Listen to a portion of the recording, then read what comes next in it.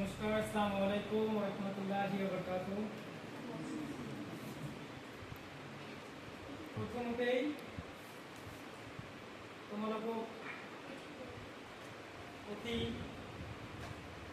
মনে মনে থাকিবলৈ ৰিকুৱেষ্ট কৰিছোঁ, ঠিক আছে বাবাহঁত মইনাহঁত? Starting with the Almighty Allah Subhanahu wa Ta'ala, the most gracious and the most merciful. I am Gaus Jannatul Firdaus from Ashrikandi. More name Gaus Jannatul Firdaus, more for Ashrikandi. কোন প্রথমতেই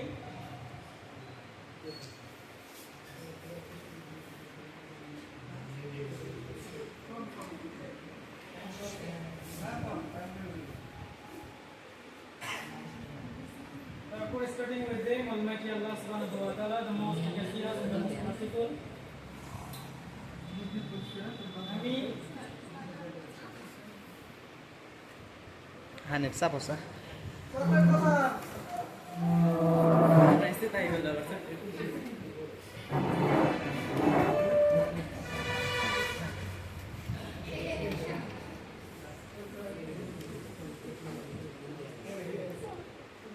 আচ্ছা, এক number কথা হ'ল মই যি তোমালোকক কথা কম অতি মনোযোগ সহকাৰে মনে মনে শুনিব লাগিব। বুজি পাইছে নে নাই? তো প্ৰথমতে আজি এই পবিত্ৰ দিনত শিশু দিৱসৰ আমাৰ এই বন্দী পাঠশালা অগ্নিবেদীৰ এই টিচিং চেণ্টাৰৰ যি প্ৰতিষ্ঠাপক তথা সদস্যসকল মোৰ লগতে ইয়াতে আছে, তেখেতক মোৰ অন্তৰস্থলৰ পৰা প্ৰথমতে ধন্যবাদ জ্ঞাপন কৰিছোঁ। তেখেতে মোৰ আজিৰ এই বিশেষ পবিত্ৰ দিনক মোক নিমন্ত্ৰণ কৰাৰ বাবে। ইয়াৰ পিছতেই আজিৰ এই পবিত্ৰ শিশু দিৱসৰ মোৰ সন্মুখত মোৰ অতিকৈ আদৰৰ অতিকৈ স্নেহৰ সন্মানীসকল তথা বিশ্বৰ সন্মানীসকললৈ আজি মোক নিমন্ত্ৰণ কৰা গাঁৱৰ জান্নাতুল ফিৰদৌছৰ ফালৰ পৰা আপোনালোকে শিশু দিৱসৰ শুভেচ্ছা অভিনন্দন তথা গ্ৰহণ কৰাইছোঁ। আমি আজি যে সকলোৱে একগোট হৈছোঁ বিশেষ এটা কাৰণ, সেই কাৰণটো হ'ল যে আজি শিশু দিৱস আমি সকলোৱে জানো, কিন্তু এতিয়া কথা হ'ল এই শিশু দিৱসৰ মেইন বিষয়বস্তু হিচাপে লৈ মই তোমালোকৰ সন্মুখত দুই এষাৰ বক্তব্য তথা দুটামান কাহিনী কওঁ। এতিয়া কথা হ'ল তোমালোকে এই কাহিনীবোৰ শুনিবলৈ মন আছেনে নাই? এতিয়া আমি যদি প্ৰতি বছৰত আমি জানো সকলোৱে জানো 12টা মাহ থাকে। কেইটা মাহ থাকে? 12টা মাহ থাকে। কিন্তু 12টা মাহত যদি আমালোকে আকৌ দিনবোৰ যদি কেলকুলেশ্যন কৰোঁ, গণনা যদি কৰোঁ আমি, তেনেহ'লে বছৰটোত 365 আৰু যদি লিপ ইয়াৰ হয় 366 ডে হয়, হয়নে নাই? বছৰটোত কিমান থাকে? 365 দিন থাকে। কিন্তু এই 365 দিনৰ ভিতৰত আজিৰ 14 নৱেম্বৰত কিয়নো আমি শিশু দিৱস হিচাপে পালন কৰোঁ? বছৰটোতো বিভিন্ন ধৰণৰ বহুত কেইটা দিন থাকে, কিন্তু কিয়নো আজি শিশু দিৱস হিচাপে আমি পালন কৰিবলগীয়া আজিৰ 30 দিনত পালন কৰোঁ? ইয়াৰ বিশেষ এটা কি আছে? কাৰণ আছে। আমি সকলোৱে জানো আজি জন্মদিন হ'ল আমাৰ ভাল ব্যক্তিত্ব থকা বা ভাল গুণৰ অধিকাৰী, ভাল গুণ থকা মহৎ লোকৰ আজি জন্মদিন। তেখেতৰ নাম আছিল পণ্ডিত জৱাহৰলাল নেহৰু। তেখেতৰ জন্মদিনত আমি সকলোৱে জানো ভাৰতবৰ্ষত কিন্তু মানুহৰ অভাৱ নাই, আছে নাই?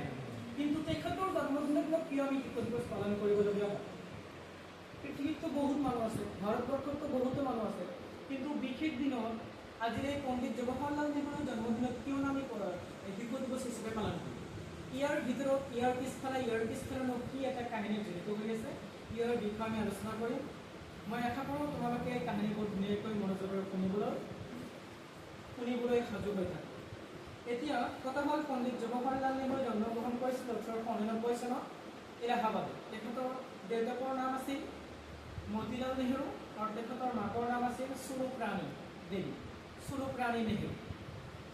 এতিয়া কথা হ'ল নেবেখাজন তাৰ মানে আল্লাহ বা ভগৱান। আল্লাহ বা ভগৱানে আমালোকৰ এই পৃথিৱীত 1,18,000 মখলুকাত, তাৰমানে 1,18,000 বয়বস্তু আল্লাহ সৃষ্টি কৰিছে, মানুহ, জীৱ জন্তু, চৰাই চিৰিকটি সকলোৱে। কিন্তু আমি এই নেহৰুৰ যিটো জন্মদিন 14 নৱেম্বৰ, এই দিনত আমি শিশু দিৱস হিচাপে পালন কৰোঁ। ইয়াৰ বিশেষ কাৰণ কি? আমি জানো কি যে যিহেতু অলপ আগত ছাৰজে অকণমান আগতে কথা তোমালোকক কৈছে যে এই জৱাহৰলাল নেহৰুৱে কি কৰিছিল, এটা ৰাষ্ট্ৰীয় ভৱনত আছিল, সন্মুখত কোনো এটা ফ্লেগ গৈ আছিল, সন্মুখত দেখি সন্মানী এটা কান্দি আছে। কিহৰ বাবে কান্দি আছিল? ফুল। আৰু এই জৱাহৰলাল নেহৰুৰ পণ্ডিতজনৰ এটা বিখ্যাত বাণী আছিল কি, যে আজিৰ যি শিশুসকল, আজিৰ যি কণমানিসকল, এই কণমানিসকলক লৈ এটা বিশেষ এটা বাণী দিছিল। কি বাণী? যে আমাৰ এই কণমানিসকল ফুলৰ কলিৰ নিচিনা। আমি জানো সকলো প্ৰতিটো ফুলৰ ফিক্স এটাকে কি থাকে, কলি থাকে নাই মিডিলত। এই কলিৰ অবিহনে আমি কি কৰিব পাৰিম? এই ফুলটো আমাৰ কেতিয়াও ফুল নাপাওঁ। ঠিক আছে। এই নেহৰু কৈছিল যে আজিৰ যি কণমানি আছে, কণমানিসকল আমালোকৰ ফুলৰ যি কলি থাকে, ইয়াৰ কলিৰ নিচিনা, আৰু এই কলিৰ নিচিনা ফুলবোৰৰ লগত আমালোকৰ কণমানিসকলৰ লগত কি কৰিছিল? তুলনা কৰিছিল। বুজি পাইছা? এতিয়া আমি সকলোৱে কি কৰোঁ? শিক্ষক দিৱস পালন কৰোঁ, শিশু দিৱস পালন কৰোঁ, তাৰপিছত বিভিন্ন ধৰণৰ আমালোকৰ বিহু পূজা, এইবোৰ আমি পালন কৰোঁ। এতিয়া এইবোৰ পালন কৰাৰ মেইন কথা কি? শিশু দিৱস আমি কিয়নো পালন কৰোঁ? ঠিক আছে, আমি অকণমান কি কৰোঁ? সকলোৱে একগোট হওঁ, আকৌ ধুনীয়াকৈ অকণমান খেল ধেমালি কৰোঁ।